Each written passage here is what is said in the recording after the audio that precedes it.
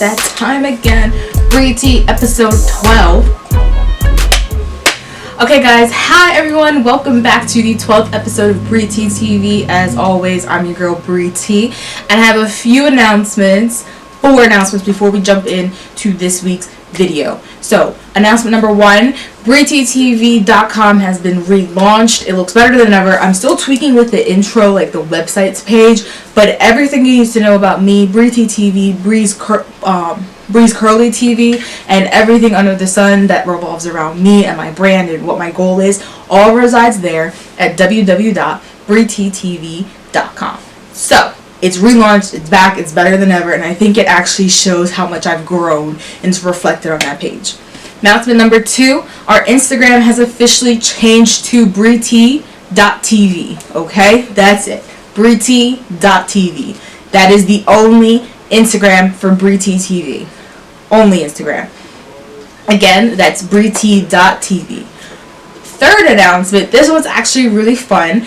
I have decided, after much reflection, planning, processing, equipment checking, everything under the sun, I have decided to make a mini-series inside BrieT.tv, kind of going back to the creator segment, but using creative segment's purpose in just the quarantine mind space. So, with that being said, next week's episode will be an interview that I have conducted through Zoom with people who either have media experience or just as the audience of media, because I think it's important that we understand what our audience are looking for, what they've been affected by, and just really understanding audience perception. And so I'm really excited for that. Obviously it's going to be through Zoom because quarantine in Philadelphia has been extended to June 4th. It's hard. It's rough out here, and I forgot to put lip gloss on. But anyway, so that will be next episode 13 will be the first official interview, and I have several interviews lined up and I'm really excited. It actually probably would flow easier than the creator segment would have been, because Zoom interviews have a slight advantage, which is convenience, having been able to film where my personal setup is, but then also you lose control over the overall setup. But I digress. Sorry, I also digest because I did have practice. But anyway, the 4th and final announcement before we get into this week's episode. The 4th announcement is I refilmed the Zoom quarantine techniques, tips, and tricks video, which is much more appealing to watch now. It's so much more better. It's so much better. It visually looks better. The information is not as choppy. It's so overall so much better. So I'm gonna actually repost that next Sunday, when we're not supposed to have a new episode. I'm gonna re-upload that video, so it's a much better video, in case you were still wondering our tips and tricks on how to effectively conduct interviews and storytelling and documentary filming through Zoom. That video will be ready next Sunday. And with that being said, let's get into the new episode of Brie T TV. Okay, so in today's episode, we are going to step away kind of from quarantine, but also not from quarantine in a sense. And we are going to talk about something I've been itching to talk about since I decided to be a creator, and be a creator with purpose, right? One of the creative purposes I have is to create content for audiences like when I was a kid, audiences for children I may have in the future, basically for black and brown audiences, giving authentic quality television.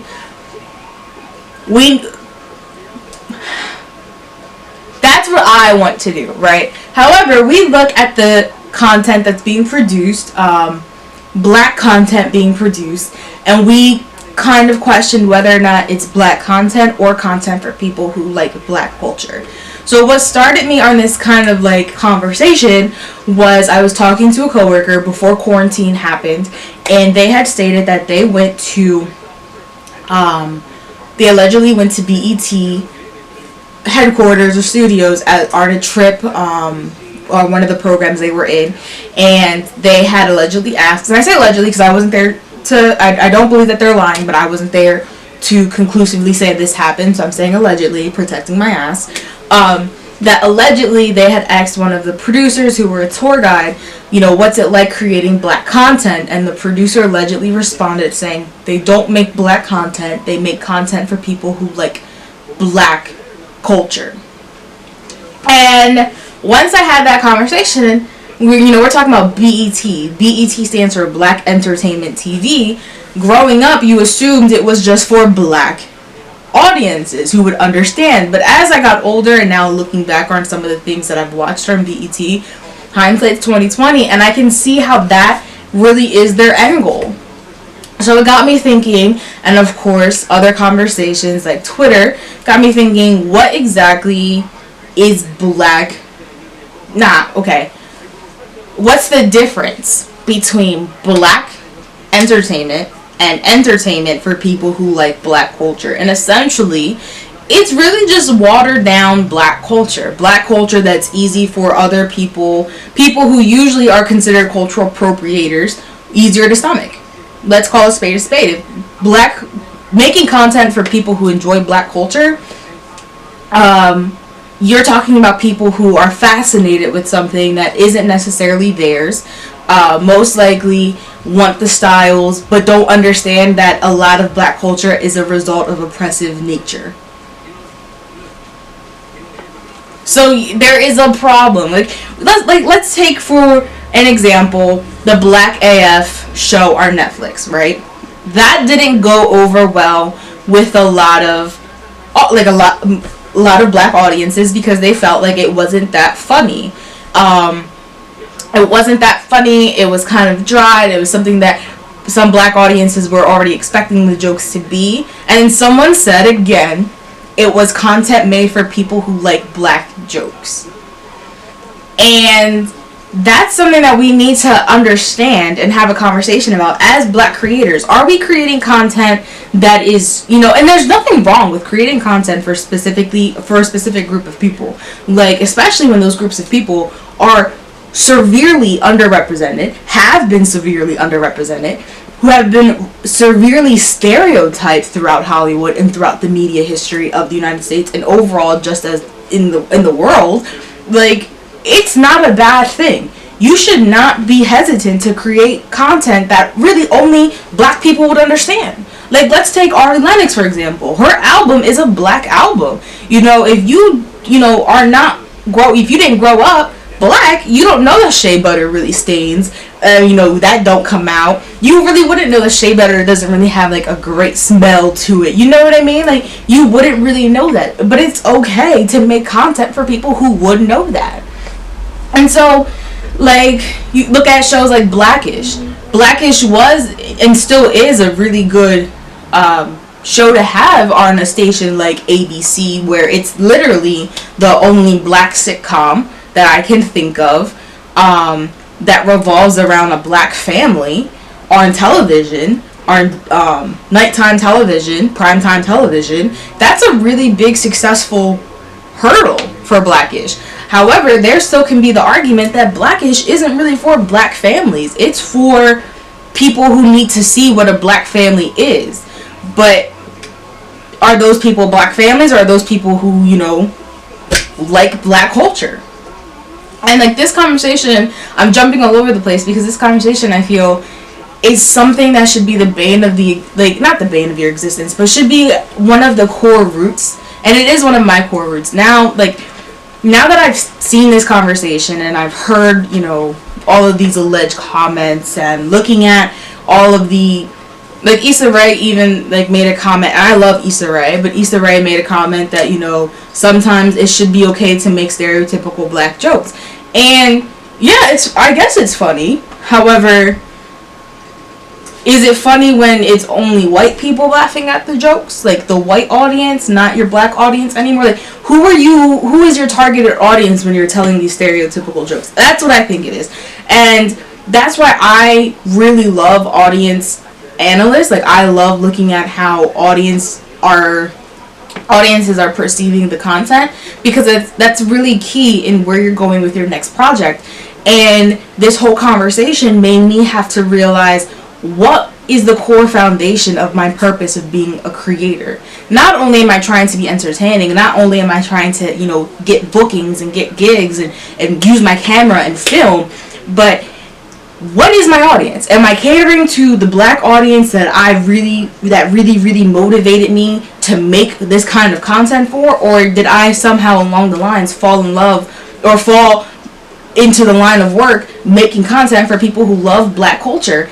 And that's something that I really have to think about. It's a conversation we really have to have as black and brown creators. And when I say black and brown creators, I say that more like I am always, I'm Puerto Rican and I'm African, and I always say, I'm supporting black and brown creators. However, for me personally, just a little side note, I say black and brown creatives or creators because there are certain people who do tell me that I'm not black to be considered black. So that's why I say black and brown creators, just to cover my ass, I guess. But it is a conversation to have, because I'm not saying that people can't love black culture. I'm not saying that in the slightest. People should love black culture. People should admire black culture. People should revere black culture. Why? Because black culture is the blueprint. You see that on Twitter now, like, she was the blueprint, he was the blueprint, black culture was the blueprint. All of these trends that magazines like Vogue and Cosmo and just like all of these beauty trends, style trends, music trends, hair trends, where did it come from? Black culture. So you should love black culture. However, you should understand how black culture got to be and understand the importance of and the significance of noting the fact that black culture came because of oppressive natures, because of systematic racism. Let's talk about that, because black culture is global. Black culture is not just hip-hop, R&B in the United States. Black culture is salsa, merengue, salsa en Cuba, salsa en República Dominicana, salsa en Puerto Rico. That is black culture, okay?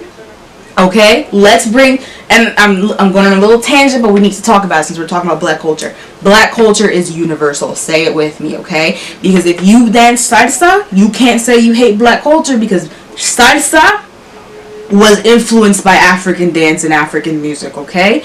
Come on now. Rumba, boom, African culture. Celia Cruz, her most famous song, no one really knows what she's saying in most parts because she's talking in an African dialect. So African culture is universal. It is the blueprint. So yes, we should love black culture. However, when you only love black culture because you're using it as your blueprint to then shit on black culture, that is the problem. And if we're creating content for that type of audience and giving them these tools and now thinking that they know what black people function without having, I feel like when you have shows like Blackish and Black AF, it's like, this is how black people are. This is what black people find funny. And that's fine. However, but if you don't take the time to actually get to know black people and get to know their struggles and get to know, what's going on, then that really that's not a good look. And that's not a good look as a creator. Also, why do you want to appease an audience that has always been appeased? I'm not saying I'm gonna alienate my audiences and say I don't want any audience that isn't black. However, the whole purpose of my drive is to create content that sits and settles the soul of black audiences, that they can connect with emotionally, that they appreciate, that they say, yes, that was a nod to us being black or us being brown. That's what I want to do. So why do I want to create content for people who still deny that racism exists or still fights when people say that's cultural appropriation? Why do I want to make content for them? They have already been appeased. They are already soothed in their soul. They turn on the TV and 98% of the time they're going to find someone that represents them equally, on a great level, unbiasedly or biasedly. Why do I want to continue that fluctuation? I think that whole, and why, I feel like it can be used to get your foot in the door, but quickly change the narrative. I don't know. I didn't watch all of Black AF because it wasn't entertaining to me anymore. It was kind of boring. I watched it with a straight face. I didn't really crack a smile anymore. Like, and then people were pointing out movies like Night School. Like, Night School was low-key, like, hella boring. I love Tiffany Haddish. I think she's funny when she can be. However, Night School was so stereotypical for me that I was just like, this isn't funny anymore. Like, I'm not entertained by this. And it was just really, this whole conversation just got me reevaluating, am I actually producing content for the audience I want to produce? Because I think the problem also is that those two concepts can be easily blurred. When you think you're making content for Black audiences and then your Black audience tells you, no, that's not really for us, that's for people who like us or like our culture.